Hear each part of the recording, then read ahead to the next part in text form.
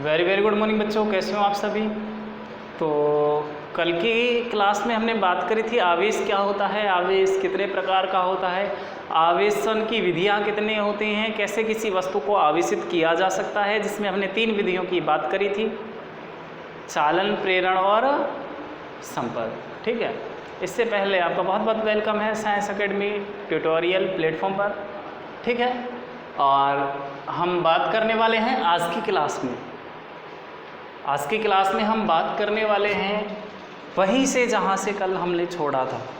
कल का जो टॉपिक है उसी को हम आगे रिवाइज करने वाले हैं, पिछली वीडियो में जो हमने बात करी थी। ध्यान दीजिए, पिछली वीडियो में हमारा जो टॉपिक चल रहा था वो है आवेशों के गुणधर्म। ठीक है, आवेशों के गुणधर्म, प्रॉपर्टीज ऑफ चार्ज।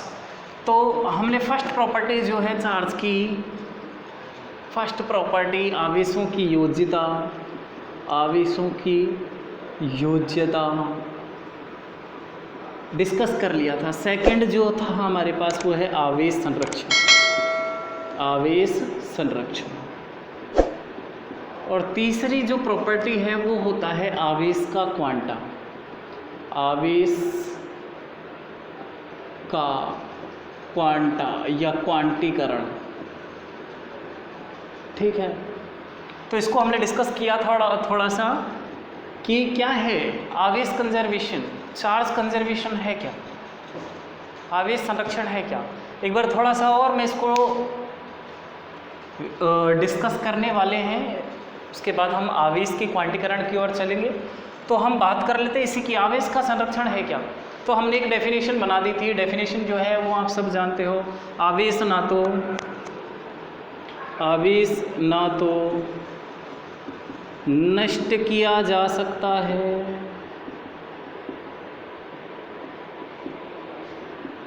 ना ही उत्पन्न। ठीक है, ये डेफिनेशन आपको सब पता है। केवल क्या किया जाता है, क्या किया जा सकता है, एक वस्तु से दूसरी वस्तु को स्थानांतरित किया जा सकता है। आवेश का स्थानांतरण हो सकता है, यहाँ से वहाँ गया, वहाँ से यहाँ, इसे कहेंगे आवेश संरक्षण का सिद्धांत। और इसके बाद हमने एक बात कर ली थी कि आपकी जो एनसीईआरटी है वो एक डेफिनेशन क्रिएट करके चलती है यहाँ पे कि एक विलगित निकाय का कुल आवेश नियत रहता है, नियत रहता है। ठीक है, ये भी हम डिस्कस कर चुके थे कैसे एक विलगित निकाय का कुल आवेश जो है वो क्या रहता है। पिछली वीडियो में हम डिस्कस कर चुके थे कैसे नियत रहता है, कैसे नहीं रहता है। ठीक है, और हम कुछ एग्जांपल्स की सहायता से जो है इसको डिस्कस करने वाले हैं आज की क्लास में। आवेश संरक्षण जो होता है ना तो नष्ट होता है ना ही उत्पन्न होता है। हमने देख लिया था, यदि हम रब कर रहे थे किसको, ग्लास की रोड को, कांच की छड़ को रब कर रहे थे रेशम के कपड़े से, तो ग्लास की रोड पे जो ग्लास था, जो कांच था, उसकी छड़ पर जो आवेश था वो कहाँ चला गया, वो रेशम के कपड़े पर चला गया। तो कुल आवेश का कुछ नहीं हुआ। ऐसे ही हम बात करने वाले एक एग्जाम्पल से, जैसे जो नाभिकीय संलयन या विखंडन अभिक्रियाएं होती हैं, नाभिकीय विखंडन अभिक्रिया, उनके दौरान जो आवेश बनता है, स्थानांतरित होता है, सॉरी बनता तो है, आवेश जो स्थानांतरित होता है, आवेश जो होता है इस प्रक्रिया के दौरान, इन क्रियाओं के नाभिकीय संलयन अभिक्रिया और नाभिकीय विखंडन अभिक्रियाओं के दौरान, तो जो कुल आवेश होता है वो रहता है संरक्षित। कैसे रहता है, ध्यान दीजिए। पहले मैं नाभिकीय विखंडन की अभिक्रिया की बात करता हूँ। यूरेनियम 92-238, एक समस्थानिक इसका लिया मैंने, यूरेनियम 92-238। ठीक है, इसको मैं तोड़ रहा हूँ, हथौड़े से नहीं तोड़ते हैं, हथौड़े से नहीं तोड़ना है। कैसे तोड़ते हैं, ऊर्जा दी जाती है तब बाण में यूरेनियम 238 टूटता है, ध्यान रखिएगा, हथौड़े से नहीं तोड़ना है। ठीक है, नेक्स्ट, अब इसको तोड़ते हैं तो बनता क्या है, बनता है थोरियम प्लस हीलियम। ठीक है, यूरेनियम को तोड़ रहे हैं किससे, हथौड़े से नहीं, ऊर्जा से देख के तोड़नी पड़ेगी। तो थोरियम और हीलियम बनेगा। थोरियम का परमाणु क्रमांक 90 होता है, इसका परमाणु क्रमांक 2 होता है, तो ये हो जाता है ये हो जाता है 234 और ये हो जाता है द्रव्यमान संख्या इसका 4। अब यदि हम बात करें, ध्यान दो, आवेश संरक्षण की मैं बात कर रहा हूँ। जब मैंने यूरेनियम को नहीं तोड़ा था, तोड़ा नहीं है, तो इसके पास इलेक्ट्रॉन कितने हैं? 92। इलेक्ट्रॉन इज इक्वल टू 92, इसके पास 92 इलेक्ट्रॉन है। जब ऊर्जा दी, तोड़ दिया, तो भी इलेक्ट्रॉन जो है, आवेश जो है वो क्या होना चाहिए? 92 होना चाहिए कि नहीं होना चाहिए? तो ध्यान दो, किस किस के पास? दो लोगों को दे दिया इसने, थोरियम को 90 है, प्लस हीलियम के पास 2 है, परमाणु क्रमांक इसका 2, इसका, तो इलेक्ट्रॉन कितने हुए? आवेश कितना हुआ टोटल? 92 plus 90 plus 2, 92। क्या इलेक्ट्रॉन कहीं गया? क्या प्रोटॉन कहीं गया? कहीं आवेश गया क्या? नहीं गया। क्या हुआ? नष्ट हुआ क्या? उत्पन्न हुआ क्या? नहीं हुआ। ये स्थानांतरित हुआ। यूरेनियम पर था, जब तोड़ा तो थोरियम और हीलियम बना, आधा इसने लिया, कुछ इसने लिया, कुछ इसने लिया, कुछ इसने लिया, ठीक है। तो इस प्रकार से क्या हुआ? आवेश केवल स्थानांतरित हुआ थोरियम और हीलियम में, न कि नष्ट हुआ, न कि उत्पन्न हुआ, ठीक है। और चलो बात करते हैं नाभिकीय संलयन की बात कर रहे हैं।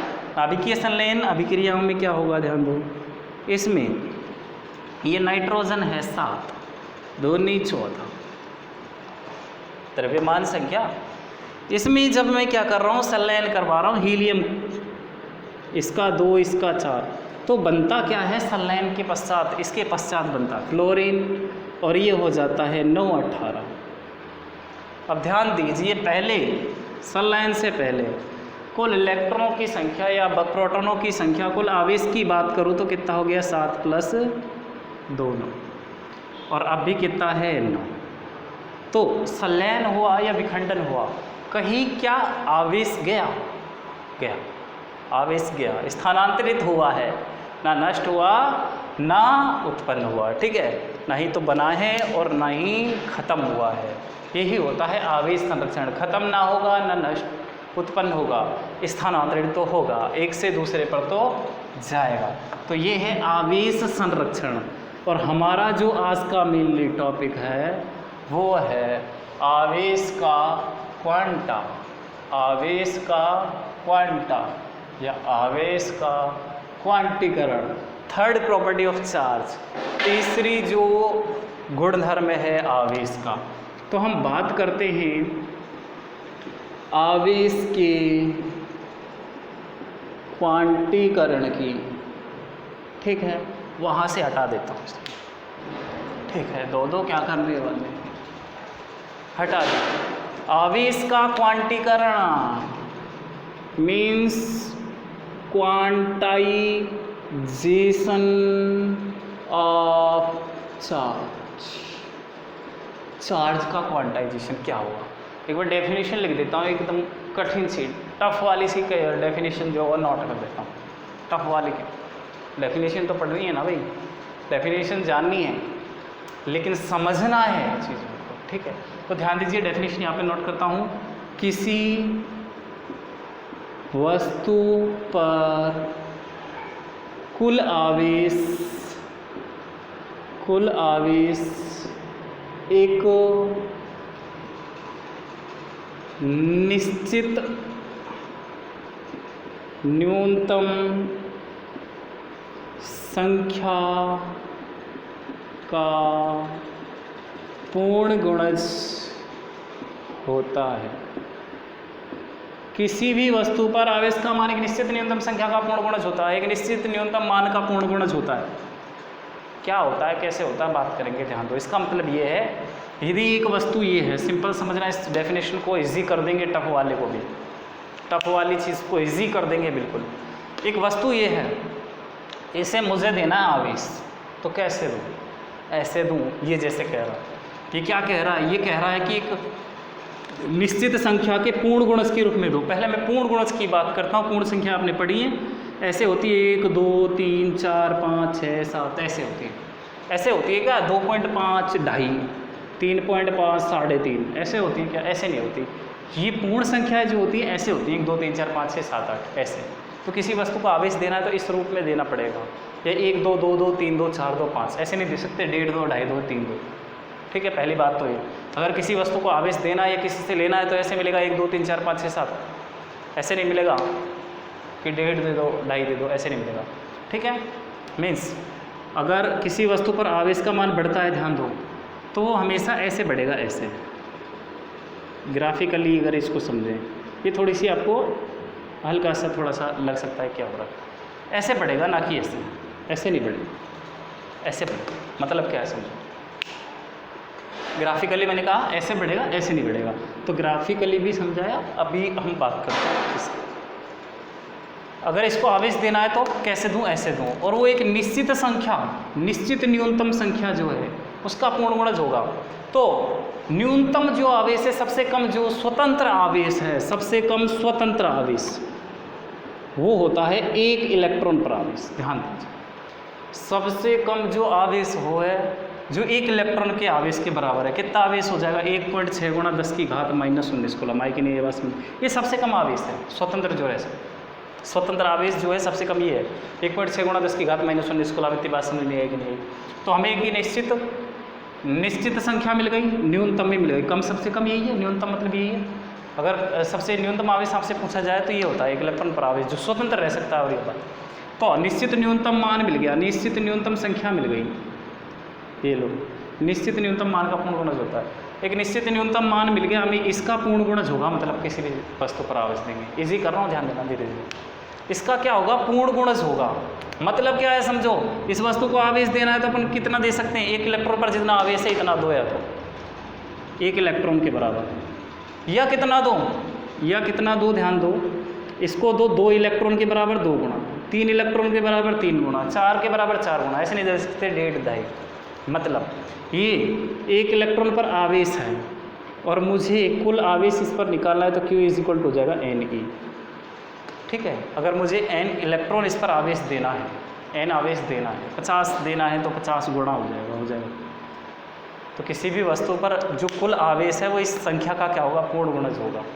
ठीक है, ऐसे 1 2 3 4, ये है नंबर ऑफ इलेक्ट्रॉन्स, नंबर है नंबर ऑफ इलेक्ट्रॉन्स, ये है एक इलेक्ट्रॉन पर आवेश का मान, और ये है कुल आवेश। आई कि नहीं ये बस समझो, किसी भी वस्तु को अब आवेश देना है तो कैसे दोगे, 1 इलेक्ट्रॉन पर जितना आवेश है मतलब इतना दे दो, या फिर इसका 2 गुना दे दो, या 3 गुना दे दो, या 6 गुना दे दो, या n गुना दे दो, ऐसे दोगे।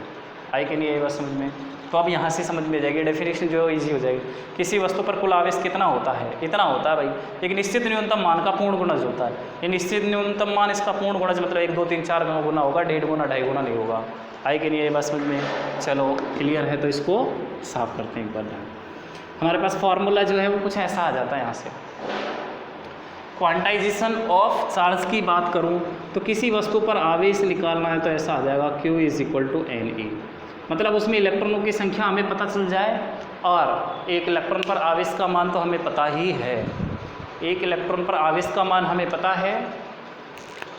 यहाँ पर ये होता है टोटल चार्ज, कुल आवेश, ये है नंबर ऑफ इलेक्ट्रॉन्स, ये है magnitude of charge on a electron. 1 electron पर आवेश का परिणाम, 1 इलेक्ट्रॉन पर आवेश का परिणाम मतलब इसका वैल्यू फिक्स होगा 10 × 19 कूलम, इतना। ये तो फिक्स है 1.6 × 10⁻⁻19 कूलम। n जो है नंबर ऑफ इलेक्ट्रॉन्स है, और ये कुल आवेश है। ठीक है, ऐसा वैसा चार्ज जो है एक्सेप्ट नहीं करती बॉडी। अब ध्यान दीजिए, इससे रिलेटेड एक क्वेश्चन जो है वो जनरली पूछा जाता है, इम्पॉर्टेंट क्वेश्चन है, उसको हम सॉल्व करने वाले हैं। इसको नोट करना चाहो कर लो, मैं इसको रफ करने वाला हूँ, ध्यान दो। हमारे पास फॉर्मूला होता है आवेश का क्वांटा = Q Ne। हमें सब कुछ पता है। मैं एक क्वेश्चन लिख देता हूँ यहाँ पे। क्वेश्चन मैंने नोट किया, क्वेश्चन जो है मैंने नोट किया, एक कूलम आवेश में इलेक्ट्रॉनों की संख्या ज्ञात करो। ऐसा एक क्वेश्चन है, ऐसा एक क्वेश्चन दे दिया, एक कूलम आवेश में इलेक्ट्रॉनों की संख्या ज्ञात करनी है आपको। कितने इलेक्ट्रॉन आएंगे। अगर मैं किसी बॉडी को 1 कूलम आवेश देता हूँ तो कितने इलेक्ट्रॉन देने पड़ेंगे, उससे ध्यान दीजिए। तो हमें गिवन क्या है, पहले मैं नोट कर लेता हूँ यहाँ पे गिवन डेटा। ये सबसे बेटर तरीका है, आप किसी भी न्यूमेरिकल को सॉल्व कर रहे हो तो। नहीं होता इसका मतलब ये आप उसको एक एग्जैक्ट वे में नहीं लिख पा रहे हो, ठीक है। तो Q इज इक्वल टू हमारे पास Q कितना है, 1 कूलम। आवेश ही तो होता है कुल आवेश, तो इसलिए पहले दे रखा है 1 कूलम आवेश पर निकालिए। N जो है वो है नंबर ऑफ इलेक्ट्रॉन्स जो हमें फाइंड करना है, ज्ञात करना है इलेक्ट्रॉनों की संख्या, ठीक है। E जो है वो हमें पता है, इलेक्ट्रॉन पर आवेश का मान 1.6 × 10⁻⁻19 कूलम। यही है, हमें निकालना क्या है, N। तो हमारे पास फॉर्मूला हो जाता है Q is equal to NE। हमें N फाइंड करना है तो Q/E आया, यहाँ से यहाँ गया, तो N का फॉर्मूला आ गया Q/E। आया कि नहीं आया। तो हमें नंबर ऑफ इलेक्ट्रॉन्स ही निकाल रहे हैं, तो Q का value 1, Q is equal to 1, 1 coulomb आवेश पर। इलेक्ट्रॉन पर आवेश का मान 1.6 × 10⁻⁻19 कूलम हो जाती है। इसको सॉल्व कर सकते हो, 19 को ऊपर लेके जाओ, N इज इक्वल टू 10⁻19 हो जाएगा, ऊपर जाके प्लस हो जाने वाला है। इसको ऊपर लेके जाओ, ये हो जाएगा 10, इसको 1 को हटाया तो 10, ये गया तो ऊपर प्लस का, नीचे चलेगा 16, तो N इज इक्वल टू हो जाएगा यहाँ से इक्वली 10⁻18, यहाँ से 1 शून्य 1 0 और निकाल लिया, अपॉन में चल रहा है 16। इसको जब सॉल्व करेंगे तो ये हो जाता है, ये हो जाता है 16 × 5 = 80, 16 6 6.25, इतना आएगा भाई, 10⁻18 ये आ जाएगा। तो 1 कूलम N आ गया, देखो इतना आएगा, इतनी बड़ी वैल्यू आएगी। इतनी जो है इलेक्ट्रॉन होंगे, इतने इलेक्ट्रॉन होंगे किसमें, 1 कूलम आवेश में। अच्छा, एक और क्वेश्चन हम इसका सॉल्व करते हैं। ये तो मैंने बात करी, क्वेश्चन जो जनरली पूछा जाता है, ये इम्पॉर्टेंट क्वेश्चन है, पूछा जाता है कई बार बोर्ड में भी और कॉम्पिटिटिव में भी, IIT में भी, सभी में काम आता है। ये इम्पॉर्टेंट टॉपिक ही इम्पॉर्टेंट है, छोटा सा फॉर्मूला है, छोटा सा टॉपिक है, लेकिन इम्पॉर्टेंट है भाई, इम्पॉर्टेंट है, ठीक है। अब एक और क्वेश्चन की मैं बात कर लेता हूँ। यहाँ पे क्वेश्चन है हमारे पास, सेकंड क्वेश्चन में बात कर लेता हूँ। मैंने कहा था कि ऐसे दे सकता हूँ मैं आवेश, जो कैसे दे सकता हूँ, या तो 1 दूंगा या 2 दूंगा 3 दूंगा, ऐसे दे सकता हूँ, ऐसे नहीं दे सकता। 1.5 दे दिया, इस बात को हम प्रूफ करते हैं कैसे दे सकते हैं। मैं कह रहा हूँ देखो, ऐसे वैसा कोई आवेश नहीं लेगी बॉडी, एक जो वस्तु है, ऑब्जेक्ट है, वो ऐसे वैसा आवेश लेगी नहीं। ध्यान दो, कैसे नहीं लेगी, न देगी, देगी भी नहीं, लेगी नहीं, देगी नहीं, कुछ नहीं करेगी। कैसा वैसा आवेश, ध्यान दो, ऐसा वैसा है आवेश। मैं कह रहा हूँ क्या किसी वस्तु को 4 × 10⁻18 इलेक्ट्रॉन दिए जा सकते हैं?